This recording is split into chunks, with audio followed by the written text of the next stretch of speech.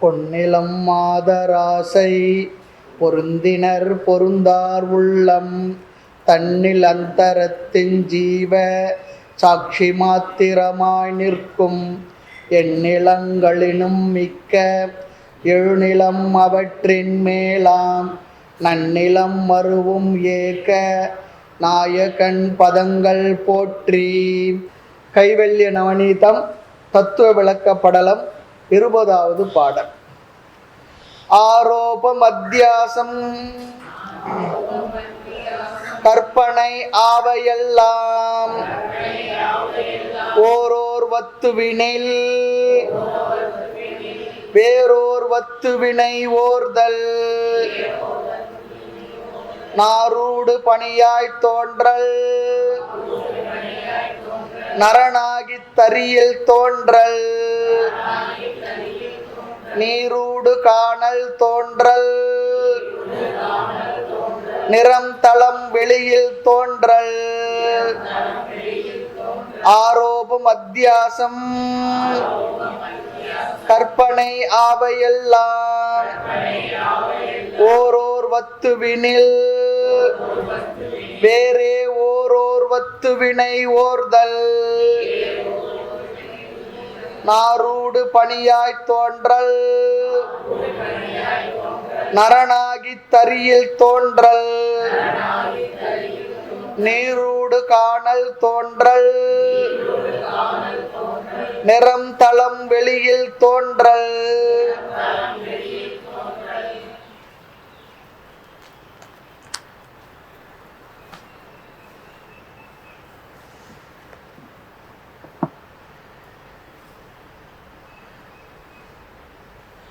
சென்ற வகுப்பில் இந்த 20வது பாடலுக்கு விளக்கம் பார்த்தோம். இருந்தாலும் குறிப்பை பார்த்துட்டு அடுத்த பாடலுக்கு போகலாம். ஆரோபம் அத்தியாசம் கற்பனை எனும் சொற்கள் எல்லாம் அத்தியாரோபம் என்ற சொல் பொருளின் பல சொற்கள், ஒரு பொருளை குறிக்கின்ற பல சொற்கள் சொன்னார். அத்தியாசம் சொன்னா ஒரு வஸ்துவினில் மற்றொரு வஸ்துவை உணர்தல் அதன் இலக்கணமா. அது ஒரு பொருளா இருக்கு, அதுல வேற ஒண்ண பார்க்கறது. உதாரணத்துக்கு பாம்பு இல்லாத கயிற்றினிடத்தில் பாம்பு தோன்றுதலும் திருடன் இல்லாத கம்பத்தில் திருடன் தோன்றுதலும் நரனாகி தரியில் தோன்றும். அது ஏன் அப்படிலாம் தெரிஞ்சதுன்றதுல இங்க காரணம் நம்ம பார்க்கல, தெரியுது, பார்த்த உடனே பயந்துக்கிறோம். நீர் இல்லாத காணல் இடத்தில் நீர் தோன்றுதலும், காணல்ல நீர் தெரிவது. நீல நிறம் கொப்பரை கவித்தால் போன்றுள்ள இடமில்லாத இடத்தில் ஆகாசத்துல நீல நிறமும் கொப்பரை கவித்தார் போன்றுள்ள இடம் தோன்றுதலும் இவை உதாரணமா. பார்க்குற பூமியை பார்த்தா ஏதோ ஒன்று கவிழ்த்து வச்சா போல இருக்கு, உண்மையிலே அப்படி இருக்கான்னா இல்லை. அந்த இடத்துல ஆகாசம் முடிஞ்சிருந்தான்னா போக போக இன்னும் அப்படிதான் இருந்துகிட்டு இருக்கும். அதெல்லாம் தெரியறது இல்லையா, ஆனா உண்மை இல்லை. அது போல அப்படி சொல்றார். இந்த பிரம்மத்தின் மீது ஏற்றி வைக்கப்பட்ட இந்த உலகம் எப்படி இருக்கின்றது என்பதை சொல்வதற்காக இந்த பாடல்கள். இங்க லட்சணத்தை பார்க்கும் பொழுது ஆரோபம் அத்தியாசம் கற்பனை ஏற்றுவித்தல் எல்லாமே பல சொல்ல இருந்தாலும் ஒரே விஷயத்தை தான் குறிக்கின்றது. அதிஷ்டானத்திற்கு, அதிஷ்டானம் சொன்னா ஆதாரத்திற்கு, அங்க எது இருக்கோ அதற்கு வேறான ஒன்றை நாம் அங்கு பார்த்தால் அது கற்பனை எனப்படும். நம்ம வேற ஒன்று சொல்லணும், கற்பனையா சொல்லாதுன்னு சொல்லிட்டு. இங்க கற்பனை என்ன சொன்னா அங்கு வேற ஏதோ ஒரு பொருள் இருக்கு, ஆனா அங்க வேற ஒன்றை நாம பார்த்தல், அப்படி பார்த்தா அது கற்பனைன்னு சொல்லிடுறாரு. தான் இல்லாத இடத்தில் எது தன்னை காட்டுகின்றதோ அது அத்தியாசம். அங்க அது இல்லை, ஆனா அது அங்க தெரியுது. பாம்பு அங்க இல்லை, ஆனா பாம்பு அங்க தெரியுது. அதுக்கு பேர் தான் என்ன, அத்தியாசம். பிரம்மசூத்திரத்துக்கு ஆதிசங்கரர் உரை எழுதும்போது அத்தியாச பாஷ்யம் ரொம்ப அற்புதமா சொல்லுவாங்க. இந்த அத்தியாசம் என்ற வார்த்தைக்கு என்ன அர்த்தம்னா, தான் இல்லாத இடத்தில் தான் தோன்றுவது, பாம்பு இல்லாத இடத்தில் பாம்பு தெரிவது. அதிஷ்டானத்திற்கு வேறாக, அதிஷ்டானம் சொல்லி சொன்னா ஆதாரம் சொல்லி வச்சுக்கணும், ஆதாரத்துக்கு வேறாக தான் அல்லாத எந்த வேறு ஒன்று தோன்றுகின்றதோ தெரிகின்றதோ அது அத்தியாசம். இந்த வார்த்தையை நல்லா மனசுல ஆசிரியர்கள் பாடம் நடத்தும் மனசுல முடி போட்டு வச்சுங்கன்னு சொல்லுவாங்க. அது போல அத்தியாசம் சொல்லி சொன்னா அது இல்லை, ஆனா அங்க தெரியுது. அது ஏன் தெரியுது என்பதற்கெல்லாம் நாம சென்ற முறை பார்த்தோம். எத்தனை விதமான முறைகள் இருக்கின்றது, 6 விதமான முறைகள். அதில் நம்ம அனிர்வச்சனீய கியாதி, ஆமா, அது இப்படின்னு சொல்ல முடியாது, அவ்வளவுதான், தெரிஞ்சிடுது, அவ்வளவுதான். அபாவ அதிகரண இடத்தில் அவபாசம் அத்தியாசம், இது லட்சணம். அபாவ அதிகரண இடத்தில் சொன்னா தான் இல்லாத இடத்தில் தான் தோன்றுவது அத்தியாசம். மறுபடியும் ஞாபகம் வச்சுங்க, இந்த அத்தியாசம்ன்ற வார்த்தையை நம்ம கிளியர் பண்ணிக்கணும். கற்பனை, அத்தியாசம், ஆரோப்பம். ஆன்மீக இலக்கியங்களில் சம்ஸ்கிருத மொழி நன்கு பயன்பட்டிருக்கு. சில அர்த்தங்களை புரிந்து கொள்வதற்கு சில லட்சணங்களை ரொம்ப அழகா சொல்லி இருக்கு. ஒவ்வொரு மொழியும் ஒவ்வொரு விஷயத்துல ஸ்பெஷலைஸ் பண்ணிருக்கு. இது மொழி அறிவு உள்ளவங்களுக்கு தான் தெரியும். ஆன்மீகத்தில் நமக்கு மொழி வேற்றுமையோ மொழி காழ்ப்புணர்ச்சியோ இல்லை. உண்மை தத்துவத்தை புரிந்து கொள்ள நம்முடைய சமய இலக்கியங்கள் அந்த வேறுபாடையே பார்க்கறது இல்லை. ஆக இந்த அத்தியாசம் சொல்லி சொன்ன மறுபடியும் பாருங்க, அங்க பாம்பு இல்லை, ஆனால் பாம்பு இருக்கின்றது என்று சொல்றோம். நான் பார்த்தேனேன்னு சொல்லி சொல்றோம். அப்புறம் குரு சொல்றாரு, தெரிஞ்சவங்க சொல்றாங்க, எங்க பாத்தீங்க, வாங்க அங்க தானே, இப்ப பாருங்கன்னு சொல்லி சொன்னாங்க. என்ன இருக்கு? அது போல வளைஞ்சு நெளிஞ்சு ஏதோ இருக்கு, சட்டுன்னு பார்த்த உடனே பாட்டு ஓடி வந்துட்டு சொன்னோம். இல்லையே இல்லையே சொல்லி சொன்ன அதுதான் சொல்றார். அங்கு பாம்பு இல்லை, ஆனால் பாம்பு இருக்கு என்று சொல்கின்றோம். அதற்கு பெயர் தான் அத்தியாசம். அங்கு அந்த கயிறின் மீது தெரிந்த பாம்பினுடைய இருப்பு என்ன? பொய்யான இருப்பு. உண்மையிலே இருந்தா என்ன இருக்கணும், என்ன அது போயிருக்கணும். அது அத்தியாசம் சொல்ல முடியாது, உண்மையிலே இருந்தது. அந்த பாம்பின் இருப்பு பொய்யான இருப்பு, கயிறு இருக்கு என்பது மெய்யான இருப்பு. உதாரணத்துல கயிறு அங்க இருக்கு என்பது மெய்யான இருப்பு. அந்த பொய்யான இருப்புக்கு பெயர் விஷம சத்தா. இந்த வார்த்தையை உபயோகப்படுத்துறாங்க. என்ன கைவழி நவநீத உரையில நீங்க பார்த்தீங்கன்னா அந்த வார்த்தையை பயன்படுத்தி இருக்கார். நம்ம முன்ன சொன்னதை புரிஞ்சுக்கிட்டா போதும், அந்த வார்த்தையை உபயோகப்படுத்துன்னு நம்ம இங்க சொல்லி வைப்போம். அந்த பொய்யான இருப்பு பாருங்க, அதுக்கு பேர் விஷம சத்தா. அந்த பொய்யான இருப்பு என்ன? பாம்பா தெரிஞ்சது பாருங்க, அது விஷம சத்தா. ஏதோ ஒன்று இருந்ததுனால தான் தெரிஞ்சது, ஒண்ணுமே இல்லைன்னா அங்கே ஒன்றும் தெரிஞ்சிருக்காது. ஆக அந்த பொய்யான இருப்புக்கு பேர் விஷம சத்தா. அங்க மெய்யான இருப்பு, அதுக்கு பேர் யதார்த்த சத்தா. அங்க ஏதோ ஒன்று இருந்தது. ஆமா. ஆகவே பொதுவாக சொல்லுவோம், இருப்பது உண்மை அல்ல, இருப்பே உண்மை. இருப்பது என்று சொன்ன அந்த பாம்பு உண்மை இல்லை, அந்த இருப்பதற்கு ஏதோ ஒன்று தெரிஞ்சதோ அதற்கு இருப்பை கொடுத்தது பாருங்க, சத்து, அதுவே உண்மை. அதான் இருப்பது உண்மை அல்ல, இருப்பே உண்மை சொல்லி சொல்லுவோம். இதெல்லாம் அதிஷ்டான லட்சணங்கள். இனி உங்களுக்கு இதில் சந்தேகம் வர வேண்டான்றதுக்காக நான் சொன்னேன் இல்லையா. தான் இல்லாத இடத்தில் தான் தோன்றுவது அத்தியாசம். சிம்பிளா புரிஞ்சுக்குங்க. ஆக ஆதாரமான அல்லது அடிப்படையான மெய்யான பொருளில் பொய்யான தோற்றத்தை இருப்பை கற்பிப்பது கற்பனை எனப்படும். பொய்யான தோற்றம். அபாவ அதிகரணே அவபாசக அத்தியாசக. தான் இல்லாத இடத்தில் தான் தோன்றுவது அத்தியாசம் அல்லது கற்பனை அல்லது ஆரோப்பம். இந்த வார்த்தையை குறிச்சு வச்சுங்க. தான் இல்லாத இடத்தில் தான் தோன்றுவது அத்தியாசம் அல்லது கற்பனை அல்லது ஆரோப்பம். இந்த வார்த்தையில எங்க இருந்து எடுத்தீங்க சுவாமி கேட்டுறாதீங்க, பாட்டுல இருக்கு, பாடல்ல இருக்கு. இந்த அத்தியாசமும் 2 விதம். இப்படி தப்பா பார்க்கறது இருக்கு, அதுவும் 2 விதம் சொல்றாங்க. ஒன்று அர்த்த அத்தியாசம், சென்ற வகுப்புல பார்த்த இந்த வார்த்தையை. இரண்டாவது ஞான அத்தியாசம். ஏதோ ஒன்று பொருள் இருக்கு, ஒரு விஷயம் இருக்கு, அது அர்த்த அத்தியாசம் இருக்கு. அது வேறு என்னவாக தெரிகிறது பாருங்க, அதுதான் ஞான அத்தியாசம். அர்த்த அத்தியாசம் ஒன்று இருக்கு, அது வேறொன்னா தெரிவது, அது ஞான அத்தியாசம். பிரிச்சு சொல்றாங்க புரிஞ்சுக்கிறதுக்கு, அவ்வளவுதான். ஆக இதையெல்லாம் வச்சு நாம் என்ன புரிந்து கொள்ளணுமா, பிரம்மம் என்ற ஒன்று இருக்கு, அதுதான் இந்த உலகமாக தெரிந்து கொண்டுள்ளது. கயிறு என்ற ஒன்று இருக்கு, அதுவே பாம்பாக தெரிந்து கொண்டுள்ளது. பிரம்மம் என்ற ஒன்று இருக்கு, அதுவே இந்த ஜெகத்தாக தெரிந்து கொண்டுள்ளது. அந்த பிரம்மம் தான் உலகமாக விளங்கி கொண்டுள்ளது, தெரிந்து கொண்டுள்ளது. எப்படி? கயிறு போலுதான். ஆக நம்முடைய அறியாமையினால், மாயையால் அது எங்கேயோ அல்லது வேறு எதுவாக இருப்பது போல நாம கருதுகின்றோம். அதுதான் அத்தியாசம். கற்பிக்கப்பட்ட பாம்பிற்கு காரணமான கயிறு அதிஷ்டானம். நம்மால் கற்பிக்கப்பட்ட பாம்பு இருக்கு, அதுக்கு ஆதாரம் என்ன? கயிறு தானே. அதுதானே அதுக்கு ஆதாரம். இன்னொரு விதமா சொல்றாரு பாருங்க, இதுவும் உங்களுக்கு பாடம் இருக்கிறதுனால சொல்றேன் நான், மறுபடியும் நீங்க போட்டு கேட்டு பாருங்க.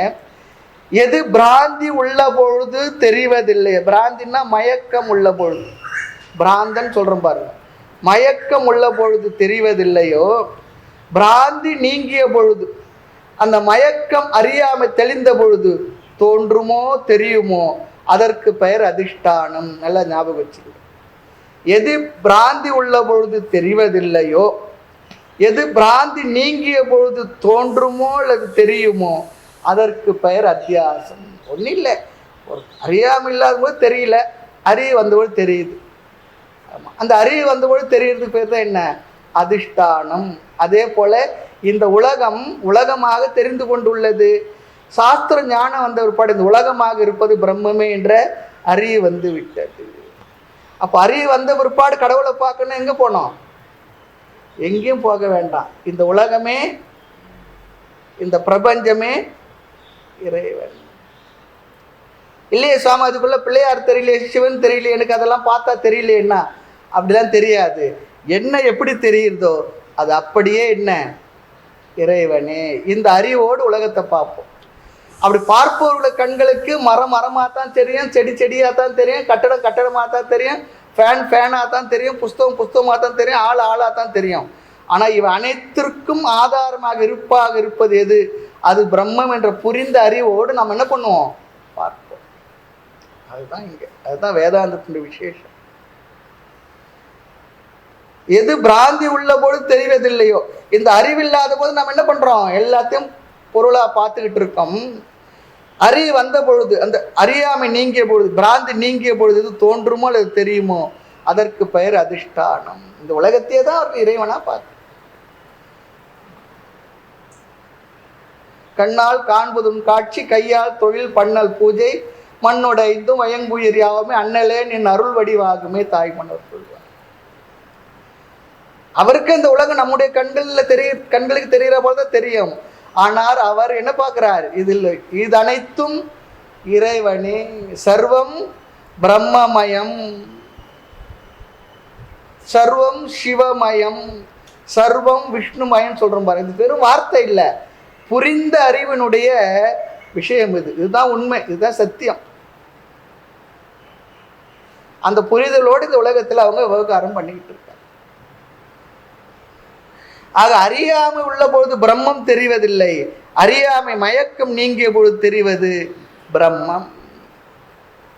ஜீவ ஈஸ்வர ஜெகத்தாக பார்க்கும் பொழுது பிரம்மம் தெரியல. இந்த உலகம், உயிர்கள், ஈஸ்வரன் அப்படிலாம் பார்க்கும் பொழுது இந்த பிரம்மம் நமக்கு தெரியலையா. அடுத்து இதெல்லாம் பிரம்மமாக இருக்கின்றது என்று புரியும் பொழுது, தெரிந்த பொழுது, இந்த ஜீவ ஈஸ்வர ஜெகத்துக்கு அங்க என்ன தாத்பரியம் இல்லை, அங்க உயிர் இல்லை, அவ்வளவுதான். மரத்தை மறைத்தது மாமத யானை, மரத்துள் மறைந்தது மாமத யானை, பரத்தை மறைத்தது பார் முதல் பூதம், பரத்துள் மறைந்தது பார் முதல் பூதமே. யானையா பார்க்கும்போது என்ன மரம் தெரியல, மரமா பார்க்கும் பொழுது யானை பார்க்கல. ஆனா யானை இருக்கு, மரமா இருக்கும்போது யானை இருக்கு, யானையா இருக்கும்போது மரம் தான். ரெண்டுமே நம்ம பார்வை நாம ரூபத்துல போயிட்டும் போது அதிஷ்டானத்தை பார்க்கறது இல்லை. கமலா பார்க்கும்போது என்ன தங்கமா நினைக்கல. ஆமா, தங்கமா பார்க்கும் பொழுது என்ன அது நகையா தான் இருக்கு. நகையாக இருந்தா நம்ம தங்கமா பார்க்கும் பொழுது ஆமா இது தங்கம் தான், எவ்வளவு கேரட்டு, அப்போ புத்தி மாறிடுது. நகையா இருக்கும்போது தங்கம் தான், தங்கமா இருக்கும்போது என்ன நகையா தான் இருக்கு, நகையா தான் பார்க்கிறோம். நாம ரூபம் இல்லாத ஒரு பொருளை நம்ம பார்த்ததே இல்லை, பார்க்கவும் முடியாது. அடுத்து மேல ஒரு கருத்து இங்க சொல்ல வேண்டியது இருக்கு. இந்த திருஷ்டாந்தம், இந்த உதாரணம் இருக்கே, உதாரணம் சொல்லி சொன்னா உண்மையில் மேற்கோள் காட்டுவது என்று தான் அர்த்தம். இந்த எந்த ஒரு உதாரணத்தை சொன்னாலும் வாதி பிரதிவாதி, சொல்றவரும் கேட்கிறவர் எதிராளர் 2 பேருமே அந்த உதாரணத்தை அங்கீகரிக்கணுமா, அந்த உதாரணத்தை ஒத்துக்கணும். அதுதான் சொல்றார்.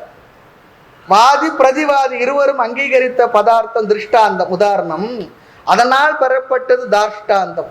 உதாரணத்திலிருந்து பெறப்படுகின்ற விளக்கம் இருக்க தெளிவு, அது பேர் தாஷ்டாந்தம் சொல்லுவாங்க. 2 பேரும் ஒத்துக்கொண்டாதான் அது உதாரணம் சொல்லப்படும். ஒருவர் ஒத்துக்கலைன்னாலும் அதை உதாரணமாக எடுத்துக்கொள்ள முடியாது. எவ்வளவுதான் சிந்திச்சிருக்காங்க பாருங்க. நான் சொல்றேன் நீ ஒத்துக்கணும் அப்படிலாம் கிடையாது. ரொம்ப தெளிவா அறிவுபூர்வமா சிந்திச்ச இந்த தேசத்துல தான் இன்னைக்கு அது இல்லாமே என்னென்னவோ பேசுறாங்க. ஒரு ஒத்துக்கள்னால அந்த உதாரணமாக ஏற்றுக்கொள்ள முடியாதான். கயிறு பாம்பு உதாரணம் எல்லாரும் ஒத்துக்கொள்கின்ற உதாரணம். அடுத்து இந்த கோணத்துல தான் நான் ஒத்துக்கோ, இந்த கோணத்துல ஒத்துக்கொள்ள மாட்டேன் என்பவர்கள் இருக்கின்றார்கள். ஆக கயிறு பாம்பு உதாரணம் திருஷ்டாந்தம், ஜீவ ஈஸ்வர ஜெகத் தாஷ்டாந்தம். ஜீவ ஈஸ்வர ஜெகத்தை நீக்கிய பிறகு எப்படி நீக்கிறோம்? அறிவால் நீக்கிய பிறகு அங்கு நகை என்ற ஒன்று தனியாக இல்லை. அந்த நகையாக இருப்பதெல்லாம் என்ன? தங்கமே. அப்படி ஜீவ ஈஸ்வர ஜெகத்தை நாம் அறிவால் இதற்கு இருப்பாக இருப்பது அதிஷ்டானம் மாத்திரமே என்று ஒத்துக்கொள்ளும் பொழுது அங்கு எஞ்சி இருப்பது என்ன? அந்த அதிஷ்டானமாக இருப்பது பிரம்மமே. இப்படி அபவாதத்தில் நாம் பெற வேண்டியது இந்த தெளிவேன்னு சொல்றார். ஜீவ ஈஸ்வர ஜெகத்தை நீக்கிய பின் அதிஷ்டானம் மாத்திரம் எஞ்சி நிற்றல் அபவாதத்தில் நாம் பெற வேண்டிய தெளிவாம். இந்த ஜீவ ஈஸ்வர இந்த சிருஷ்டி என்பதெல்லாம் இது அனைத்துக்கும் ஆதாரமாக இருப்ப அந்த பிரம்மமே என்ற அறிவு நமக்கு வந்த பிற்பாடு அந்த பிரம்மத்தை பற்றி அறிவை பெறுவதுதான் அபவாதத்தினால் நாம் பெற வேண்டிய தெளிவுன்னு சொல்றார். ஏன்னா நீக்கிய பிறகு அங்க என்ன தெரியுதுன்னா என்ன இருக்கோ அதுதான் பிரம்மம் என்று புரிவது தான் இந்த பாடத்தினுடைய அல்லது இந்த விசாரணத்தினுடைய இறுதி பலன் சொல்றார். அதுவும் தெரிஞ்சிருக்கணும். ரொம்ப அழகா சொல்லியிருக்காங்க. நான் அந்த நூலில் இருந்த விஷயங்கள் எல்லாம் எது மட்டும் சொல்லணுமோ அதை மட்டும் எடுத்து நாம் இங்கே பார்க்குறோம். அது அப்படியே படிக்கும் பொழுது நமக்கு அது ரொம்ப அட்வான்ஸாக தான் சொல்லியிருக்கார். பொன்னம்பல சுவாமிகளாக இருக்கட்டும், வேறு யாராக இருந்தாலும் கூட இது போதும் நமக்கு. அடுத்து 21வது பாடல்.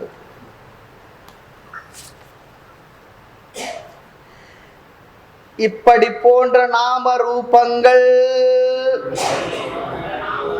இரண்டுமின்றி ஒப்பமாய் இரண்டற்றொன்றாய் உணர்வொளி நிறைவாய் நிற்கும் அப்பிரமத்தில் தோன்றும் ஐம்பூத விகாரம் எல்லாம் செப்பு கற்பனையினாலே செனித்தவென்றறிந்து கொள்ளே. இப்படி போன்ற நாம ரூபங்கள் இரண்டுமின்றி ஒப்பமாய் இரண்டற்றொன்றாய் உணர்வொளி நிறைவாய் நிற்கும் அப்பிரமத்தில் தோன்றும் ஐம்பூத விகாரம் எல்லாம் செப்பு கற்பனையினாலே செனித்தவென்றறிந்து கொள்ளே. அழகாக இந்த உபதேசத்தை வளர்த்து செல்கின்றார். அத்தியாரோப அபவாத உபதேச முறையில் உள்ள நன்மைகளை சொன்னார். ஆரோபத்தால் பந்தம், அபவாதத்தினால் முக்தி சொல்லி சொன்னார். அப்படி சொன்ன பிறகு இங்கே அத்தியாரோபம் ஏற்றுவித்த அந்த அத்தியாசம் கற்பனை ஆவையெல்லாம் சொன்னார் பாருங்க. அப்படி ஏற்றுவித்த இந்த விஷயத்தில் இப்படி போலே இவ்வாறு மேல் சொன்னது போல எவ்வாறு நாரோடு பனியாய் தோன்றல் எல்லாம் சொன்னார் பாருங்க. ஆமாம், காணலில் நீர் தோன்றல் அதெல்லாம் சொன்னது போல, அப்படி சொன்னது போல சென்ற பாட்டில் சொல்லப்பட்ட அத்தியாசத்தை போல அதை சொல்லி இங்கு பிரம்மத்தை பற்றி நேரடியாக சொல்லுகின்றார். நாம ரூபங்கள், பிரம்மம் எப்படி இருக்கான்? நாம ரூபங்கள் இரண்டுமின்றி, நாம ரூபம் சொல்லி சொன்ன, நாம சொல்லி சொன்ன நேம் பெயர், ரூபம் என்றால் வடிவம். நாம ரூபம் சொல்லி சொன்ன பெயர் வடிவம். பெயர் வடிவம் இரண்டும் தன்கண் இல்லாத, அதுக்கு பெயரும் இல்லையா வடிவமும் இல்லையா. வடிவம் இருந்தால் பெயர் வந்துடும், பெயர் வந்தால் வடிவம் இருந்தால் தான் பெயர் நம்ம சொல்ல முடியும். இந்த ரெண்டுமே அதுக்கு இல்லையா.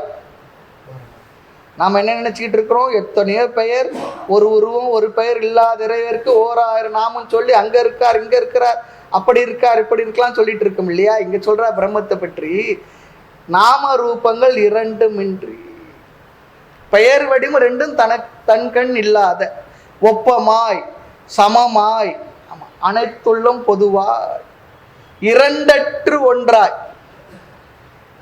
அத்வைதமாய் ஏகமாய் துவைதம் மட்டும் சொல்றார். ரெண்டு இல்லையா, ஒன்று தானா. தாய்மன்னர் சொல்றது இரண்டல்ல ஒன்றுதான் என்று சொன்ன குருநாதரே சொல்லுவார். உணர்வொளி, உணர்வொளி சொல்லிச்சுன்னா அறிவாக, உணர்வு ஒளி என்றால் அறிவாக, நிறைவாய் எங்கும் நிறைந்த பூரணமா, விளக்க அப்புறம் பார்ப்போம் அந்த வார்த்தைக்கு வார்த்தை. நிறைவாய் எங்கும் நிறைந்து நிற்கும் நின்று இளங்கும் அப்பிரம்மத்தில், அந்த பிரம்மத்தில். பாருங்க இந்த பிரம்மத்துக்கு எத்தனை அட்ஜெக்டிவ் போடுறாரு பாருங்க.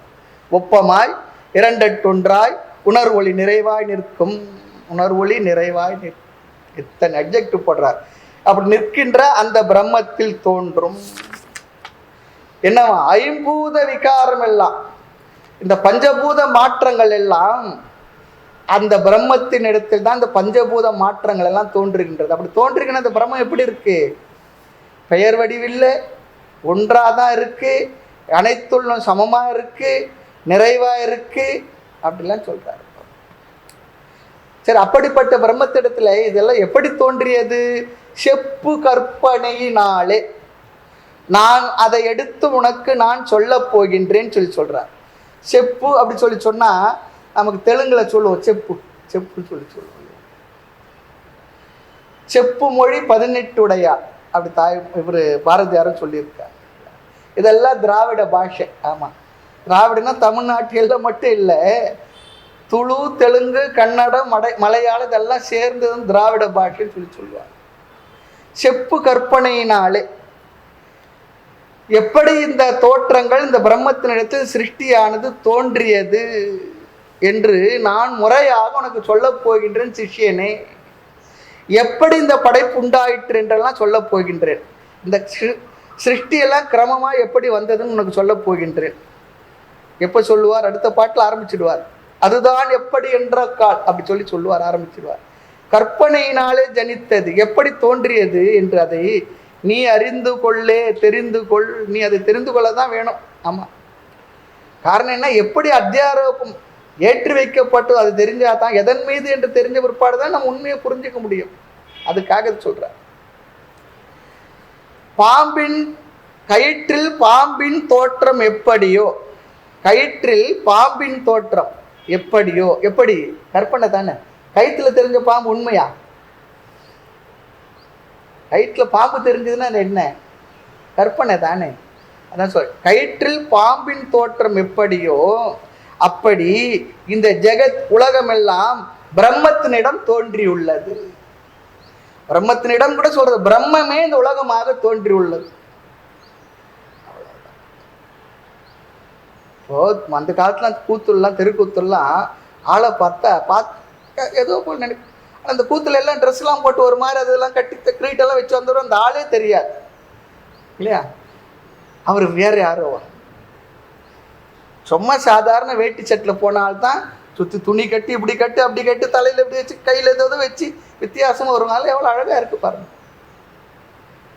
அவர் தான் இப்படி வந்திருக்கிறார். அவர் மேலே எல்லாம் எடுத்து கட்டி வச்சிருக்கிறாங்க. அப்புறம் என்னன்னா எல்லாத்தையும் எடுத்து ஒருபாடு எல்லாம் அவரே எதுனா பவுடரில் இருந்தால் கொஞ்சம் அப்படி மினுன்னு இருந்தால் தெரிஞ்சுக்கிட்டு இருக்கோம், அவ்வளோதான். அதை வச்சு தான் ஓ இவர் தானே அதுன்னு சொல்லிட்டு குரலை வச்சு தெரிஞ்சுக்கலாம்.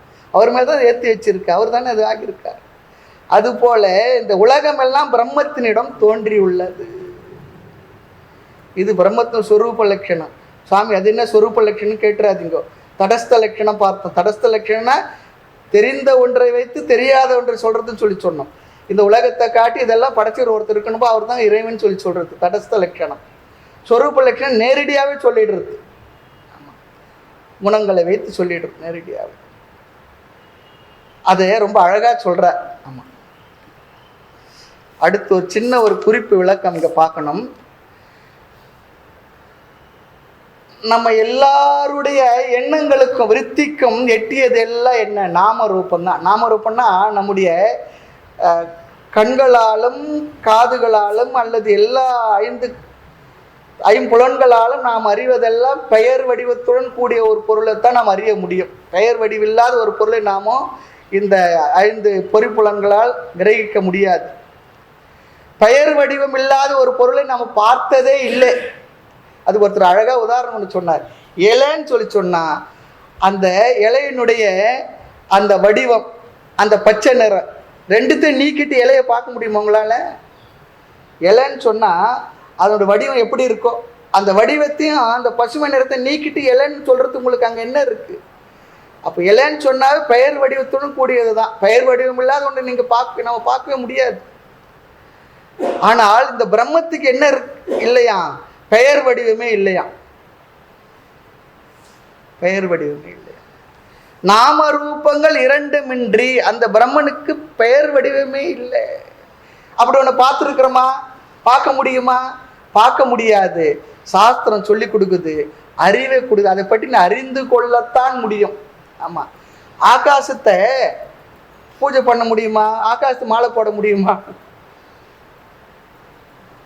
ஆகாசம் உனக்கு தெரிஞ்சுக்கிறோம். ஆக நாம ரூபங்கள் இரண்டுமின்றி அந்த பிரம்மத்துக்கு பெயர் வடிவம் இல்லை.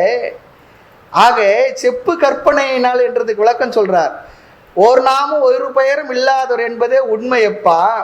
இந்த சூளபாணி, ஜட்டாதாரி, கங்காதாரி இல்லையா, சங்கு சக்கர கதாதாரி அப்படிலாம் சொல்றோமே, அதெல்லாம் என்னன்னா அதெல்லாம் பெயர் வடிவங்கள். வாரியார் சுவாமிகள் அவருடைய சொற்பொழிவு ஆரம்பிக்கும் பொழுது என்ன சொல்வார் தெரியுங்களா? ஞானமே வடிவாகிய முருகப்பெருமானுடைய திருப்பெரும் கருணையாளு அப்படிதான் ஆரம்பிப்பார். ஞானமே வடிவு, ஞானம்தான் வடிவு. நம்ம முருகனை எப்படி பார்த்துருக்குறோம்? என்னென்ன வடிவோ பார்த்துருக்கோம். பழனியில் பார்த்தா ஆண்டியா பார்த்துருக்குறோம், திருச்செந்தூரில் பார்த்தா ஒரு மாதிரி பார்த்துருக்கோம், திருத்தணியில் ஒரு மாதிரி பார்த்துருக்குறோம். ஆனால் வாரியார் சுவாமி சொல் ஞானமே வடிவாய். முருகனுக்கு வடிவம் என்ன? ஞானம் தான், அறிவு தான் சொல்கிறார். தொடங்கும் போது விஷயத்தை சொல்லிட்டுறாங்க. அதனால்தான் குருமகரார் ராமகிருஷ்ண பரமஹம்சர் சொல்லுவார், அத்வைதத்தை நல்லா ஒரு முடிச்சு போட்டுக்கோ, அப்புறம் பக்தி பண்ணுவார். அத்வைதத்தை முடிச்சு போட்டுக்கிட்டு பக்தி பண்ணணும், அப்பதான் நீ சிக்கிக்க மாட்டேன்னு சொல்லுவார். இந்த அத்வைதத்தை புரிந்து கொண்டு செய்கிற பக்தி இருக்கு பாருங்க, ரொம்ப அழகா இருக்கும், ஜென்டிலா இருக்கும். ஆக நாம ரூபங்கள் இரண்டுமின்றி, நாம ரூபம்னா பெயர் வடிவம் எதுவுமே இல்லாமல் ஒப்பமாய் அனைத்திற்கும் அனைத்தினுள்ளும் சமமாய் ஒன்றாய் பொதுவாய். பகவத்கீதையில சமம் சர்வேஷு பூதேஷு திஷ்டந்தம் பரமேஸ்வரம் கீதையில் சொல்றார். ஏ பஷ்யதி ஷ பஷ்யதி, அனைத்து உயிர்களிலும் இருக்கக்கூடிய அந்த இறைவனை, அழிகின்ற பொருள்களிலும் அழியாமல் இருக்கக்கூடிய சமமாகவும் எல்லாமாகவும் இருக்கக்கூடிய அந்த மெய்ப்பொருளை எவன் ஒருவன் இப்படி அறிகின்றானோ, எப்படி அறிகின்றான்? ஒப்பமா எல்லாவற்றிலும் வியாபித்துள்ள, சமம் சர்வேஷு பூதே, எல்லா பூதம் என்றால் இந்த உலகம் மட்டுமில்ல, எல்லா உயிர்கள், எல்லா பிரபஞ்சம் அனைத்திலும் இருக்கின்றவரை இப்படி பாருன்னு சொல்லி சொல்றார். அதுவும் ஆகாயத்தை போல, ஒப்பமா என்றால் ஆகாயத்தை போல சமமாய் இப்படி பார்க்கணுமா? நம்ம பார்க்க முடியுதா? பார்க்கணும்னா மறுபடியும் ஞாபகம் வச்சுங்க, கண்ணால பார்க்கறது ஞாபகம் வச்சுக்காதீங்க. நம்ம எப்பவுமே என்ன சொல்லுவோம்? கேட்டு பார்த்தேன், சொல்லி பார்க்கிறேன், சாப்பிட்டு பார்க்கிறேன், சுவைத்து பார்க்கிறேன், அப்படிதானே சொல்றோம். அப்போ பார்த்தல் தான் பார்த்தல். அது என்ன கேட்டு பார்க்கறது, சாப்பிட்டு பார்த்தல் அப்படின்னா என்ன அர்த்தம்? எல்லாத்தையும் அந்த பார்த்தல் என்றது அந்தந்த இடத்துக்கு அது ஒரு அர்த்தத்தை மாற்றிக்கிடுறோம். அது போல இங்கே ஒப்பமாய் சமமாய் அனைத்துள்ளும் அப்படி இருக்கின்ற பிரம்மத்தை அப்படி பாருன்னு சொல்ற. அப்படி பார்ப்பவன் தான் என்னவா? உண்மையில் பார்ப்பவன். அறிவு கண் கொண்டு, முகத்து கண் கொண்டு பார்க்கின்ற மூடர்கள் அறிவு கண் கொண்டு பார்ப்பதே அல்லது அகக்கண் கொண்டு பார்ப்பதே ஆனந்தம் சொல்லி சொல்றார். சரி, இந்த பிரம்மத்துக்கு ஏன் இவ்வளவு வார்த்தைகளே விசேஷன் அட்ஜெக்டிவ் போட்டார்? நாம ரூபங்கள் இரண்டுமின்றி சொல்லி சொன்னார், ஒப்பமாய் சொல்லி சொன்னார், இரண்டற்று ஒன்றாய் என்று சொன்னார், உணர்வு ஒளி நிறைவாய் சொல்லி சொன்னார். இத்தனை விசேஷத்துக்கு அர்த்தம் என்ன? ரொம்ப அழகா சொல்றார். என்ன ரீசன், எதனால் இப்படி போட்டிருக்கார்? ஒப்பமா என்பது இந்த இடத்துல ஆகாசத்துக்கும் பொருந்துமா. ஒப்பமா என்ற வார்த்தையினுடைய லட்சணம் ஆகாயமும் வியாபிக்கிறது. ஒப்பமான எங்கு வியாபிச்சிருக்குன்னு ஒரு அர்த்தம் இருக்கு. எல்லாவற்றிலும் ஆகாயமும் வியாபிச்சிருக்கு. ஆகாசத்தை தாண்டி எதனா நம்ம சிந்திக்க முடியுமா? ஆகாசத்தை தாண்டி ஒன்று இருக்குன்னா அங்கேயும் என்ன இருக்கணும்? ஆகாசம் தான் இருக்க முடியும். ஆமா, அப்ப ஆகாசமும் எங்க வியாபிக்கிறது. ஆகையினால அதற்காக இன்னொரு லட்சணத்தை போட வேண்டியது இருக்கான். உண்மையில் பிரம்மம் ஒரு விசேஷம் இல்லாதது, நிர்விசேஷம். ஒரு விசேஷம் இல்லை. நம்ம கேட்போம், என்னங்க இன்னைக்கு விசேஷம் சொல்லி கேட்குறோம். ஒரு விசேஷமும் இல்லைங்க, அவ்வளோதான். அதுபோல பிரம்மம் நிர்விசேஷம், ஒரு விசேஷமும் இல்லை. உபதேசத்திற்காக, புரிய வைப்பதற்காக இந்த மாதிரி சொற்களை கையாண்டு சொல்லாமல் சொல்ல வேண்டியது இருக்கின்ற. சொல்லாமல் சொன்னவரை நினையாமல் நினைந்து பவத் தொடக்க வெல்வான்னு சொல்றது போல அப்படி சொல்ல வேண்டியது இருக்கான். ஆமாம், சிதம்பரத்தில் ஆகாச ஸ்தலம் அது. ஆனால் கோயிலெலாம் இருக்குது. அங்கே நடராஜா பக்கத்தில் என்ன பண்ணியிருக்காங்க, ஒரு ஹாரம் ஒன்று இருக்கும். அதுதான் சிதம்பர ரகசியம்னாங்க. அது ஒரு இடத்துல தான், ஒரு செவத்தில் தான் தொங்கிக்கிட்டு இருக்குது. அப்போ என்ன அர்த்தம்? இல்லை ஆகாசத்துக்கு மாலை போட முடியுமா? ஆகாசத்துக்கு என்ன நெக்லஸ் போட முடியுமா? ஒன்றையும் போட முடியாது. ஆகாசம்னா என்னது? எங்கே நிறைந்ததுன்னு சொல்லி அர்த்தம், எங்கே இருக்கிறதுன்னு சொல்லி அர்த்தம். ஆகவே இப்படிப்பட்ட வார்த்தைகள் மூலமாக லட்சியார்த்தத்தின் மூலம் விளக்க வேண்டியிருக்கின்றது. ஒப்பமாய் நாம ரூபங்கள் இரண்டுமின்றி. ஒப்பமாய் என்றால் சமமாய், அடுத்து பெயர் வடிவங்கள் இல்லாததாய், மேலும் அடுத்த வார்த்தை பாருங்க, இரண்டற்று ஒன்றாய் அப்படி சொல்லி சொன்னா அத்வைதமாய். அதோட விட்டு இல்லை, சூன்யமற்றதாய்ன்னு சொல்லி போடுறார் ஒரு வார்த்தை. சூன்யமற்றதாய். இரண்டற்றுன்னா ரெண்டாவதாக ஒரு பொருள் இல்லை என்றுதான் பொதுவான அர்த்தம். பிரம்மத்துக்கு வேறாக ஒரு பொருள் இல்லைப்பா. பின் ஒன்றா என்பதற்கு சூன்யம் இல்லாதன்னு சொல்றாங்களே, அதுக்கு என்ன அர்த்தம்? ஒன்றுன்னு சொல்லிட்டு அது ரிலேட்டிவ் வேர்டு தானா. ஏன்னா ரெண்டு இருந்தால் தான் ஒன்றுன்னு சொல்ல வேண்டியது இருக்கான். ரெண்டு இருந்தால் தான் ஒன்றுன்னு சொல்லணுமா. அதுக்கு சொல்றதுக்கு மதிப்பு அப்போதானா. ஒன்று என்ற வார்த்தைக்கு மதிப்பில்லாமல் செய்வதற்காக சூன்யமற்றதா என்றார்கள் சொன்னார். அப்படின்னா என்ன அர்த்தம்? அது இல்லாதது இல்லைப்பா, இருக்கிறது. ஆனால் ரெண்டாவதா ஒன்று இல்லாதது அப்படின்னா என்னன்னா, அதுதான் இருக்கு, அது மட்டும்தான் இருக்கு, அதே தான் இருக்கு, அதை தவிர வேற இல்லவே இல்லை. அதுதான் இருக்கு. சூன்யமற்றதா அழகா சொல்றார். இரண்டற்று, அது சூன்யம் இல்லைப்பா, அது இல்லைன்னு அர்த்தம் இல்லை. ரெண்டாவதாக ஒன்று இல்லை, இருப்பது ஒன்றுதான். இரண்டற்று ஒன்றாய், சூன்யமற்றதாய். உணர்வு ஒளி, உணர்வு என்றால் அறிவொளி அல்லது ஞான பிரகாசம் அர்த்தம். சைத்தன்ய பிரகாசம். நம் உள்ளே எப்பொழுதும் நான் நான் என்ற ஒன்று இருக்கின்றது பாருங்க. உணர்வா இல்லையா? விழிச்சிருக்குமோ நான் என்ற உணர்வு இருக்கு, கனவுலே இருக்கு, ஆழ்ந்த உறக்கத்தில் இல்லை. நான் இல்லை, ஆழ்ந்த உறக்கத்தில் இல்லைன்னா நான் இல்லாதையா போயிடுறேன். முடிப்பு வந்தோன்னு நான் ஒன்று என்ன வந்துடுது. நம்மள எப்பொழுதும் ஒன்று உணர்வா இருந்து கொண்டே இருக்கின்றது. ஆக உணர்வு சொல்லி சொன்ன, உணர்வொளி என்றால் அறிவொளி. அதனால இன்னொன்னு சொல்றார், அது ஜடம் இல்லைன்னு சொல்லி சொல்றார். பிரபஞ்சமா பார்க்கறது தான் ஜடமா இருக்கு. இந்த டெஸ்க் இருக்கு, கிளிப் இருக்கு, புஸ்தகம் இருக்கு, மைக் இருக்கு, இதெல்லாம் ஜடமா இருக்கு. அப்ப நான் என்பது அல்லது அந்த பிரம்மம் என்பது ஜடமானதா சொல்லி சொன்னா இல்லை, அது அறிவுடையது, உணர்வுடையது. அப்ப ஏன் இதெல்லாம் உணர்வு அல்லது அறிவு வெளிப்படலைன்னா, இது அப்படி இருந்தால் தான் நாம் இதை உபயோகப்படுத்த முடியும். ஆகையினால அதற்கு பகவான் அதில் உணர்வு வெளிப்படுத்தலை, அதை வெளிப்படுத்துகின்ற சக்தி இல்லாதா இருக்கு. அப்படிலாம் என்ன ஆகும் தெரியுங்களா? ஆமாம், இந்த வகுப்பு 4 வகுப்புல கொஞ்சம் போர் அடிக்க போகிறது. ஆக சாமி ஏதோ பேசிக்கிட்டு இருக்கு, இந்த டிஸ்க் என்ன பண்ணோம், நகர்ந்து எங்கன்னா போயிடும். அப்புறம் நமக்கு எது என்ன ஆகும்? இந்த மைக்கை நமக்கு போர் அடிக்குது, இப்போ பார்த்தாலும் அவர் சொல்கிறத வாங்கி வாங்கி கொடுத்துக்கிட்டே இருக்க வேண்டியது. நான் ஒரு தடவை அப்படி போயிட்டு வர மைக்கு போச்சுன்னா அவ்வளோதான். உட்காந்துருக்க சேர் என்ன பண்ணோம்னா திடீர்னு புறப்பட்டுடும். அதெல்லாம் நம்ம உபயோகப்படுத்துறதுக்காக அந்த பொருள்கள் அப்படி படைக்கப்பட்டிருக்கு. அதில் அந்த உணர்வு வெளிப்படலை, அவ்வளோதான் இல்லையா? அது அந்த பொருள், இந்த ஜடப்பொருள் உணர்வு வெளிப்படலை. இந்த உடலும் ஜடம் தான் இருந்தாலும் நம்ம மனதிற்குள்ளே அது வெளிப்படுகின்றது. அதனால் உடல் உணர்வு உடையதாக இருக்கு. அது உணர்வு இல்லாத ஜடம், இது உணர்வு இருக்கிற ஜடம், ரெண்டும் ஒன்று தான். வித்தியாசம் வேறு ஒன்றும் இல்லை. இல்லை சிருஷ்டியினுடைய விசேஷங்கள் நம்ம புரியணும். ஆக உணர்வொளி என்பது அது ஜடமில்லை என்பதை காட்டுவது. அது சத்தாக இருந்தாலும், சத்து என்றால் அது ஜடமாக இருந்தாலும் கூட அது சித் ஸ்வரூபம், அறிவு ஸ்வரூபம், உணர்வு ஸ்வரூபம் என்பதை காட்டுவதற்காக. ஆக நாம ரூபங்களின்றி ஒப்பமா இரண்டற்றொன்றா என்பதெல்லாம் சத்தை குறிக்கின்ற வார்த்தைகள். இந்த உலகத்தில் இருக்கக்கூடிய அந்த பிரம்மத்தை சொரூப லட்சணமாக சொல்லும்போது சச்சிதானந்தம் சொல்றோம் இல்லையா, அது இருக்கக்கூடிய சத்தன்மையை சொல்வது. இந்த வார்த்தையை இப்போ அறிமுகப்படுத்துறோம், ஞாபகம் வச்சு. சச்சிதானந்தம் சத்தன்மையை வெளிப்படுத்துவது. விசேஷமா பெரியவங்க சொல்றாங்க, இந்த கைவில் நவநீதம் இருக்கே, சச்சிதானந்தத்தை இவ்வளவு அழகாக விளக்குகின்றது சொல்லி சொல்றாங்க. வேறு எந்த நூலும் இவ்வளவு தெளிவாக விளக்குகிறதா என்பது தெரியவில்லை என்று சொல்லி சொல்றாங்க. பஞ்சதசியில இருக்கு, ஆனால் அதை காட்டிலும் மிக கம்பீரமாக ஆழமாக சச்சிதானந்தத்தை மிக எளிமையான வார்த்தைகளில் போட்டு விளக்குகின்றார் சொல்லி சொல்கின்றார்கள். கைவெள்ளி நவநீத விஷயத்தை நன்கு புரிந்து கொண்ட பெரியோர்கள் நமக்கு புரிந்த பாஷையில் எளிமையா விளக்குகின்றார். அதுதான் இங்க விசேஷம். உணர்வொளி சொல்லி சொன்னா சச்சிதானந்தத்தை தான் சொல்றாருங்க. சந்தேகம் தெளிதல் படலத்துல 60 பாடல்கள் சச்சிதானந்தத்தை விளக்குறதுக்கே வருது. ஏறக்குறைய 60 பாடல்கள் ஒரு விதமா விளக்குவார், அங்க பார்க்கலாம்.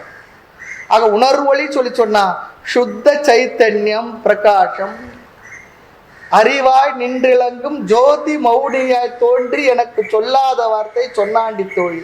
நின்றிலங்கும் ஜோதி சொல்லி சொல்றார் பாரு. அண்ணா தூய உணர்வு, உணர்வொளி சொல்லி சொன்னா தூய உணர்வு, பியூர் கான்சியஸ்னஸ் சொல்லலாம். உடல் மனதை எது உணர்த்துகின்றதோ அது உணர்வு அல்லது அறிவு. அது மட்டும் இல்லை, நிறைவா, நிறைவா என்றால் பூரணமா, எங்கும் நிறைந்து அல்லது ஆனந்தமா சொல்லி சொல்றார். Unlimited, limitless. ஆமா, நிறைவாய். ஏங்க தூய உணர்வு பியூர் கான்சியஸ்னஸ் சொல்றேன்னு சொல்லி சொன்னா, எதெல்லாம் மனதிற்குள் வந்து விடுகின்றதோ அது அழுக்கப்பட்டுடுதான். ஆகினால அப்படி இல்லாத ஒன்றாக அது இருக்கின்றது, தூய உணர்வானது. ஓ, ஆகாசத்துல விடுற நீர் எப்படி விடுறது? தூய்மையா தானே விடுறது. கீழே வந்த ஒரு பாடு பூமியுடைய தன்மை எடுத்துக்கொள்கின்றது. ஆக பியூர் எக்ஸிஸ்டன்ஸ் சத்து சொல்லி சொன்னா தூய இருப்பு. அடுத்து உணர்வு சொல்லி சொன்னா தூய உணர்வு, பியூர் கான்சியஸ்னஸ். அடுத்து ஆனந்தம் சொல்லி சொன்னா பியூர் பிளிஸ் அப்படி சொல்லி சொல்றாங்க. காரணம், நம்முடைய மனதிற்கு அதீதமாக அப்பாற்பட்டதாக விளங்குகின்ற ஒன்றாகவே அதை இந்த பியூர் என்ற வார்த்தையை போட வேண்டியது இருக்கான். மலம் அற்றது, அழுக்கற்றது. தூய இருப்புக்கு பெயர் சத், தூய உணர்வுக்கு பெயர் சித், தூய ஆனந்தத்துக்கு பெயர் இன்ப வடிவினன். இருப்பு அறிவு இன்ப வடிவினன், தூய தமிழ்ல போட்ட சச்சிதானந்தத்துக்கு இருப்பறிவு ஆனந்தம் அல்லது இருப்பறிவு இன்பம், சச்சிதானந்தம். ஒருத்தர் நிறைய பேர் வச்சுக்கிறாங்க, சச்சிதானந்தம் பேர் வச்சுக்கிறாங்க. அர்த்தம் தெரியுமா தெரியல, அழகான வார்த்தை அது, பிரம்மத்தினுடைய அற்புதமான லட்சணம். ஆமா, சச்சிதானந்தம். இருப்பறிவு இன்ப வடிவினன், அனைத்துக்கும் அதிஷ்டானமாக இருப்பவர், அனைத்து மனங்களுக்கும் ஆதாரமாக இருக்கக்கூடிய வஸ்து, எல்லாவற்றிற்கும் இருப்பாக இருப்பது எதுவோ அதுவே இங்க அர்த்தம். அதுதான் இங்க அர்த்தம், புரிஞ்சுக்கணும். அடுத்து இன்னொரு சின்ன விளக்கம். எதுக்காக எல்லாம் சொல்றேன்னா, இந்த பாடல்ல முதல் பாதி சொன்னது சென்ற வகுப்புல சொன்னதோட விட்டுருக்கலாம். ஆனா இவ்வளவு விஷயம் இருக்கு. நாளைக்கு உங்களுக்கு எப்படின்னா ஒரு சந்தேகம் வந்து ஒரு நோட்டை பார்த்து ஒரு புஸ்தகத்தை பார்த்தீங்கன்னு சொல்லி சொன்னா பார்த்தா கொஞ்சம் தெளிவு கிடைக்கணும்னா, சுவாமி இதெல்லாம் சொல்லாது விட்டுட்டாருன்னு சொல்லக்கூடாது. அதே நேரத்தில் நமக்கு இது இருந்ததுன்னா கொஞ்சம் யோசிப்போம், நாம புத்தகங்களை தேடுவோம். நிறைய இடத்துல இந்த நூலாசிரியர் உரையாசிரியர் என்ன சொல்லிடுறாருன்னா, நான் இதெல்லாம் சொல்லியிருக்கேன், உனக்கு இன்னும் ஆசை இருந்ததுன்னா இந்த நூலில் போய் பாரு, விஸ்தார பயத்தினால இதோட விட்டுட்டேன்னுவார். நிறைய இவ்வளோ விளக்கமாக சொல்லியே இன்னும் நீண்டு கொண்டே போகாத, நான் சொல்லலை, இது போதும்பா உனக்கு இப்போன்னு சொல்கிறார். இன்னொரு விஷயம் இருக்கு, ஒரு உரையாசிரியர் ஒரு ஆசிரியர் பேசும்போது தனக்கு தெரிஞ்சதெல்லாம் சொல்லணும்னா சொல்லி பிரயோஜனம் இல்லை. அந்த இடத்துல எது மட்டும் தேவையோ அந்த மாணவனை குழப்பாது இருக்குது அது மட்டும் தான் சொல்லணும். அது ஒரு விசேஷம், அது உபதேச ஒரு முறை கிரமம். எனக்கு தெரிஞ்சதெல்லாம் சொல்லணும்னு சொல்லிட்டு சொல்லக்கூடாது, அதுவும் இருக்கு. ரொம்ப அழகா பெரியங்க அதெல்லாம் பார்க்கும்பொழுது தான் அவங்கெல்லாம் நம்ம என்ன சொல்றதுன்னா, அவங்களுடைய அறிவு, அவங்களுடைய அந்த பக்குவம், அதுக்கெல்லாம் நம்ம என்ன சொன்னாலும் ஒன்றுமே பண்ண முடியாது, கைமாறே காட்ட முடியாது. அப்படி ஒரு அற்புதமாக வாழ்ந்திருக்காங்க. எப்படிப்பட்ட மகாத்மாக்கள் மகான்கள் தேசத்தில் நடமாடி வாழ்ந்து மறைஞ்சிருக்காங்க. அப்பா, அப்படி அற்புதம். சாதாரண தேசம் இல்லை, புரியும் போது தான் தெரிகின்றது. ஆக சர்வகத சூச்சனார்த்தம் சத்பத பிரயோக, சத்து என்பதை விளக்குவதற்காகவே, அது எங்கும் அங்குங்க எனாதபடி நீக்கமர நிறைந்துள்ளது என்பதை விளக்குவே சத். இறைவன் சத்ஸ்வரூபமா இருக்கார் சொல்லினா எங்கும் நிறைந்த தன்மையா இருக்கிறார் தான் அர்த்தம்.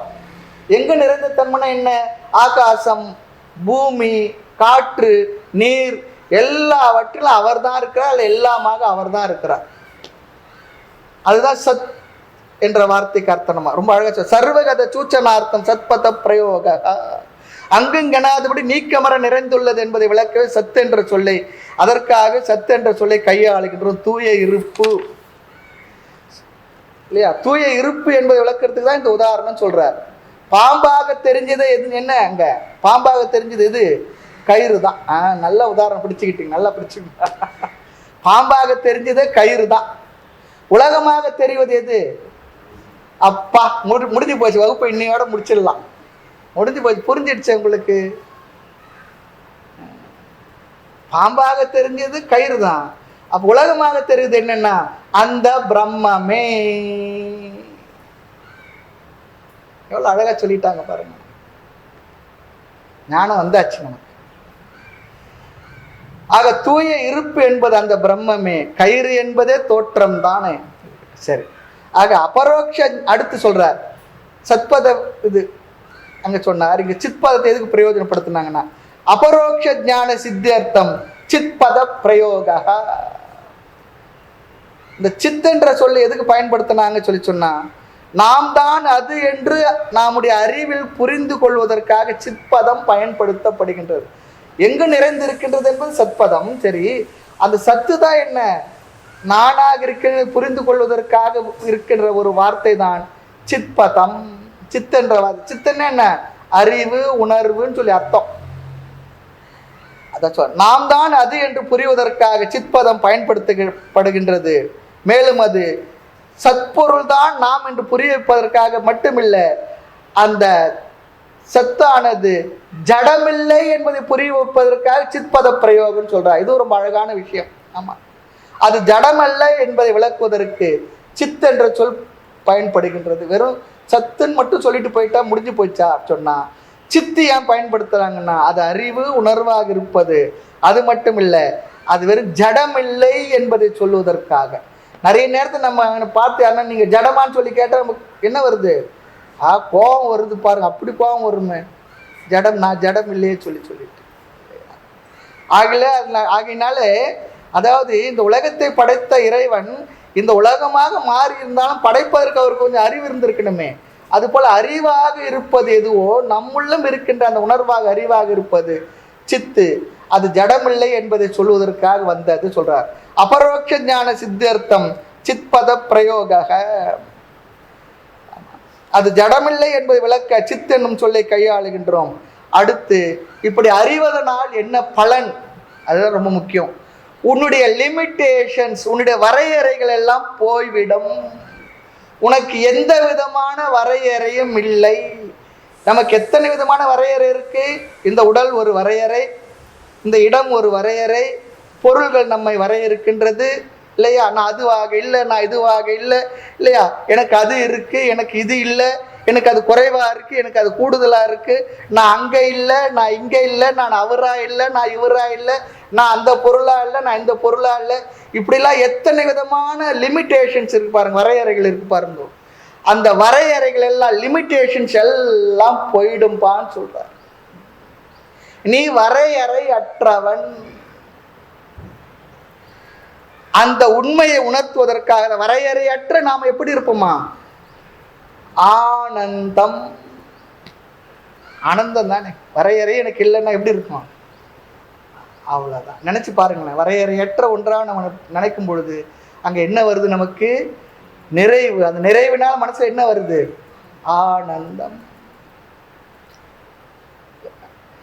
ஆக இந்த உண்மையை உணர்த்த ஆனந்தம் என்ற சொல் கையாளப்படுகின்றது.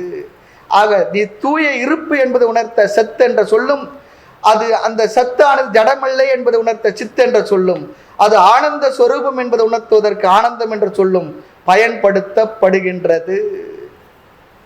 ஆக அந்த அப்சல்யூட் ரியாலிட்டி சொல்ற பாருங்க, எங்கும் நிறைந்த அந்த தூய அந்த பிரம்மத்திற்கு இந்த 3 பெயர்கள் என்னென்ன?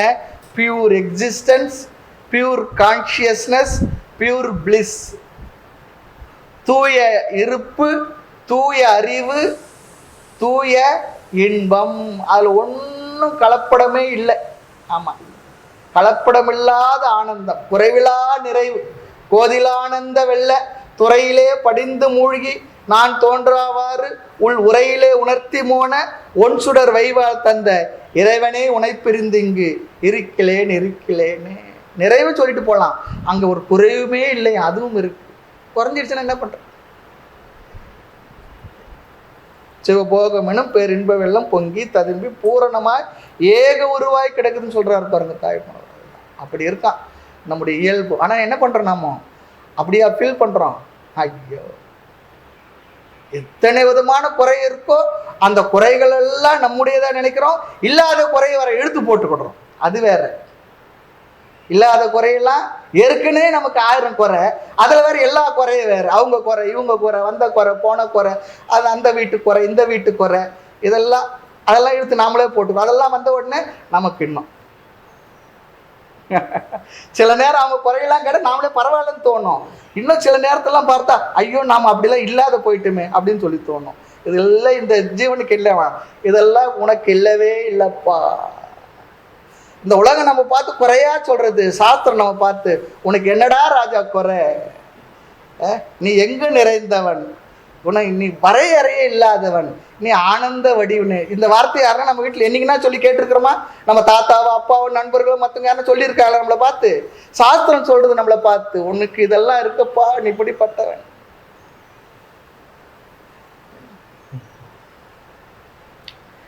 ஆக சச்சிதானந்தத்தை தான் உணர்வு ஒளி நிறைவா சொல்றார். இங்க இந்த உணர்வு ஒளிக்கு இன்னொரு வார்த்தை உணர்வே ஒளி. உணர்வாகிய ஒளி இல்லை, உணர்வே ஒளி. அதுவே இது, அது போல இல்லை, அதுவே இது, அவ்வளவுதான். அது போல இது உணர்வே ஒளி. இந்த ஒளி என்பது விளக்கு அல்லது அறிவை குறிப்பது. சைத்தன்ய பிரகாஷ் ஒளி வளர் விளக்கே சொல்றோம் பாருங்க. அது போல பொதுவா நம்ம வீடுகளில் விளக்கு அணைஞ்சதுன்னா வருந்துறோம் இல்லையா? விளக்கு இங்க அறிவுத்தன்மையை குறிக்கின்ற சொல். இப்போ இருக்கோம், இரவு நேரம், எல்லா இடத்துல அப்படியே இருட்டாயிடுச்சு, வெளிச்சமே இல்லை, இருட்டு சொல்றோம்பாங்க, அப்படி ஆயிடுது. சரி, எங்கும் இருட்டாயிடுது, வெளிச்சமே இல்லை, நாம் இருக்கிறோமா இல்லையா? நாம் இருக்கிறோமா இல்லையா? நாம் இல்லாத போயிடுறோம், நாம் இருக்கிறோமே. ஆகினால் உணர்வு வழி சொல்லி சொன்ன வெறும் வெளிச்சம்ன்றது இல்லை, அறிவாகிய உணர்வாகிய நான் என்று என்று நம்முள் இருந்து கொண்டுள்ள அந்த அறிவொளி. அதனால்தான் என்ன, விளக்கு அணைஞ்சாலும் தோஷம் இல்லை, அறிவு அணையக்கூடாது நமக்கு. தீபம்ன்றதும் ஒரு சிம்பாலிக் தான். தீபம்ன்றது ஒரு சிம்பாலிக். அதனால தான் பாருங்க, யாருன்னா இறந்து போயிட்டா என்ன பண்றோம்? இறந்து போயிட்ட தலைமாட்டில் விளக்க கொளுத்தி வைப்பான். உள்ள இருந்து போயிடுச்சு, வெளியே கொளுத்தி வைப்பா. எப்பவும் மனிதன் அறிவோடு இருந்து இறைவனை வழிபட வேண்டுமா, அதற்கு தான் விளக்கு. தீப மங்கள ஜோதி நமோ நமோ. விளக்கு இல்லாமல் பூஜை பண்ணக்கூடாதுன்ற காரணம் முதல் விளக்கு ஏத்துப்பான். பூஜையில முதல் விளக்கு ஏத்துன்னு சொல்லுவாங்க. ஏன்னா ஞானம் இல்லாமல் வழிபாடு செய்யாதே. அறிவுடன் உலகத்தை பார், அறிவோடு உலகத்துல வாழ், அருளாலே எவையும் பார் என்றான் தாய்மன்னர் சொன்னது போலதான். சரி, இந்த பாட்டினுடைய திரண்ட கருத்து என்ன சொல்லி சொன்னா, எப்படி போல கயிறு முதலியவற்றில் பாம்பு முதலியவைகள் தோன்றுவது போல ஒரு பெயரும் வடிவமும் தன்பால் இல்லாது சமமாயும் அத்துவிதமாயும் ஒன்றேயாகும் உள்ள சச்சிதானந்த ஆத்மாவுடைய சித்தானது அந்த கரணத்தில் அறிவாகவும், அந்த கரணம் நம்முடைய மனதில் அறிவாகவும், வெளி உலக பொருள்களை அறிகின்ற அறிவாகவும், எப்பொழுதும் ஒரே விதமாகவும் எங்கும் நிறைந்த பூரணமாகவும் இருக்கின்ற அந்த பிரம்மத்தினிடத்தில் தோன்றி நின்றுள்ள இந்த பஞ்சபூத வடிவங்கள் எல்லாம், பெயர் வடிவங்கள் யாவும் இனி நான் கூறப்போகின்ற கற்பனையினால் உண்டாயின என்று அறிந்து கொள்வாயாக. அந்த ஒன்றேயாக ஒப்பமா இருக்கக்கூடிய அந்த பிரம்மத்தினிடத்தில் இனி நான் சொல்ல போகின்ற இந்த அத்தியாசம், கற்பனை, தோற்றம், சிருஷ்டி எல்லாம் அதனிடத்தில் உண்டாயின என்பதை நீ அறிந்து கொள்வாயாக. நான் சொல்றேன் கேளுன்னு சொல்லி ஆரம்பிக்கின்றார். அது நான் சொல்றேன் கேளுன்னு சொல்றதுக்கு இவ்வளவு விளக்கங்கள் சொல்லி சொல்றார். இந்த பாட்டுக்கு முகவுரை பாருங்க. முன்பு தொகுத்து கூறியதை வகுத்து கூறுகிறார். பொதுவாக மொத்தமா சொன்னதை இனி பிரித்து கூறப் போகின்றார் சொல்றார். அதுதான் எப்படி என்ற கால்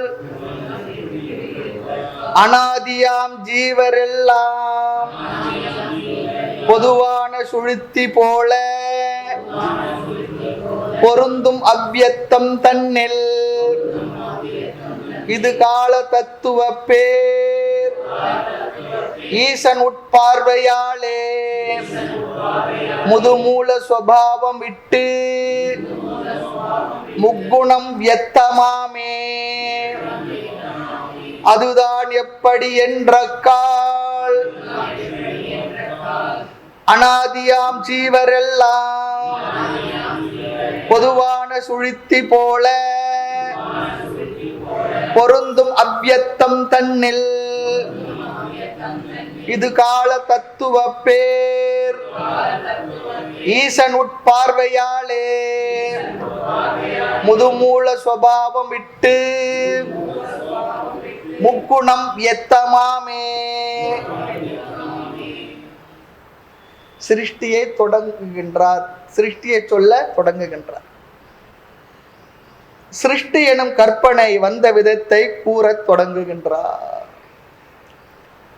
இந்த வியக்தம் அவ்யக்தம் இந்த வார்த்தைலாம் கீதையை படிக்கும்போது படிச்சிருப்போம், ஞாபகம் இருக்கும். வியக்தம் என்றால் வெளிப்பட்டுள்ளது, அவ்யக்தம் என்றால் வெளிப்படுவதற்கு முன்புள்ள வெளிப்படாத நிலை, அன்மேனிஃபெஸ்டேஷன் ஸ்டேஜ். இந்த வார்த்தைலாம் சம்ஸ்கிருதத்தில் பார்த்துருக்கோம். அவ்யக்தம் வியக்தம் சொல்லி. அதுதான் எப்படி என்ற அந்த பிரம்மத்தின் மீது இந்த பிரபஞ்சம் தோன்றிய கற்பனையை விளக்குவான். செப்பு கற்பனையினாலே ஜனித்தது என்று அறிந்து கொள்ள சொன்னார். கற்பனையினால் உண்டாயிற்று என்று தெரிந்து கொள்வாயாக சொல்லிட்டார். அத்தியாசம் கற்பனை எவ்வாறு உண்டாயிற்று என்று கேட்பாயாகில் என்ற கால் அடுத்த வார்த்தை பாருங்க. அனாதியாம் ஜீவரெல்லாம், இந்த ஜீவர்கள் எல்லாம் அனாதியாம் சொல்றார். இந்த உயிர்கள் எல்லாம் என்னவா எப்ப தோன்றியது சொல்ல முடியாது. அனாதி சொல்லி சொன்னா ஆரம்பம் தெரியாது என்ற அர்த்தம். பிகினிங்லெஸ், ஆரம்பம் தெரியாது. எப்ப அஜ்ஞானம் வந்தது, எப்ப ஜென்மம் வந்தது அப்படி சொல்லி பார்த்தா என்ன பண்ண முடியும்? இந்த பிறவி சூழல் எப்படி வந்தது தெரியாது. இந்த பிறவி எப்போ வந்ததுன்னா டேட் ஆஃப் பர்த் சொல்லலாம் இல்லையா? அதை வச்சுதான் என்ன பண்றோம், 60 வயசு என்று தெரியும், நான் பிறந்த நாள்லேருந்து இன்னைக்கு வரைக்கும் இருந்ததுதான் சொன்னோம் இல்லையா? கொஞ்சம் சொல்லலாம். ஆனால் முதல் பிறவி எப்போ வந்தது சொல்ல முடியும், தெரியாது. ஆரம்பம் தெரியாது. ஆக இந்த ஜீவன் அனாதி. அனாதியாம் என்றால் ஆரம்பம் தெரியாது. நம்ம சாஸ்திரங்கள்ல சில விஷயத்த ஆரம்பத்தை தெரியாதுன்னு ஆனஸ்டா ஒத்துக்கிறோம். இந்த இன்டெலெக்சுவல் ஆனஸ்டி சொல்றாங்க பாருங்க, போட்டு குழப்பறதே இல்லை. ஆமா, தெரியாதுன்னா தெரியாதுப்பா, அவ்வளவுதான். நம்ம மதத்தில் 6 விஷயங்கள் அனாதியாக சொல்லப்படுகின்றது. 6 விஷயங்கள். இந்த ஜீவன் அனாதி. ஜீவன் எப்போ உண்டாயிற்று தெரியாது, சொல்ல முடியாது. ஈஸ்வரன், ஈஸ்வரன் எப்போ தோன்றினார் அதுவும் சொல்ல முடியாது, தெரியாது. சுத்த சைத்தன்யம், இந்த பிரம்மம் தோன்றியது எப்படின்னா அதுவும் தெரியாது. ஜீவனுக்கு ஈஸ்வருக்கு உள்ள அந்த பேதம் எப்போ வந்தது அதுவும் தெரியாது. அறியாமைக்கும் ஜீவனுக்குள்ள சம்பந்தம், ஏன் அறியாமை வந்தது, எப்போ வந்தது அதுவும் தெரியாது. அறியாமை எப்போ தோன்றியது அதுவும் தெரியாது. ஜீவனுக்கும் அறியாமைக்கும் உள்ள சம்பந்தம் அதுவும் தெரியாது. அறியாமை எப்போ தோன்றி அதுவும் தெரியாதுப்பா. பதி பசு பாசம் இல்லையா எனப்படும் 3 பதியினை போல் பசு பாசம் அனாதி, அப்படி அங்கேயும் சொல்றாங்க. பதி பசு பாசம் இந்த மலங்கள் எப்போ வந்தது தெரியாது, ஜீவர்கள் எப்போ வந்தது தெரியாது, பதியாகி அந்த இறைவன் எப்படி தோன்றின எப்போ தோன்றின அதுவும் தெரியாது. பதி பசு பாசம் என்னும் 3 நூல் பதியினை போல் பசு பாசம் அனாதின்னு சொல்லிட்டார். ஆகவே இங்க அனாதியாம் ஜீவர் எல்லாம். அந்த அஜ்ஞானம் எப்போ வந்தது பதிலே தெரியாது. இதை அனாதி என்று சாஸ்திரம் ஒத்துக்கொள்ள சொல்கின்றது. அனாதின்னு சொன்ன பிற்பாடு எப்படி வந்தது எப்போ வந்ததுன்னு கேட்கக்கூடாது. என்னால் ஒத்துக்க முடியலையே சொன்னா இந்த கருத்து புரியறதுக்கு நம்ம பிலாசபி இப்படி தான் சொல்லி நம்மளை அழிச்சின்னு போகிறது. முடிஞ்சா இதை இப்படி புரிஞ்சுக்கோ நான் சொல்கிறா போல, இல்லைன்னா விட்டுடு. நீ ஒத்துக்கிறதையோ ஒத்துக்காததே சார்ந்து இல்லை நான் சொல்ல போகிற இந்த விஷயம் உண்மை. நீ ஒத்துக்கிட்டாலும் ஒத்துக்கிட்டாலும் என்னலாம் அவ்வளவுதான். ஆமா, நீ ஒத்துக்கிட்டாதான் அப்படிலாம் இல்லை, ரெண்டு சார்ந்தில்லை தான் சொல்ல. நீ ஒத்துக்கொள்வதே ஒத்துக்கொள்ளாதே சார்ந்து இல்லை. சாஸ்திரம் சொல்றதை புரிந்து கொள்வதற்கு ரொம்ப ஆழமா சிந்தனை பண்றதுக்கு இந்த விஷயங்கள்லாம் உனக்கு கொடுக்குற இந்த நிலையிலேருந்து தெரிஞ்சுக்க முயற்சி பண்ணு. ரொம்பலாம் நீ அப்படிலாம் கேட்டினா இது இவ்வளவுதான், அவ்வளவுதான். நாம இவ்வாறு புரிந்து கொண்டால் நமக்கு நல்லது. ஆகவே அனாதியாம் ஜீவரெல்லாம் சொல்ற, அனாதியாம் ஜீவரெல்லாம்.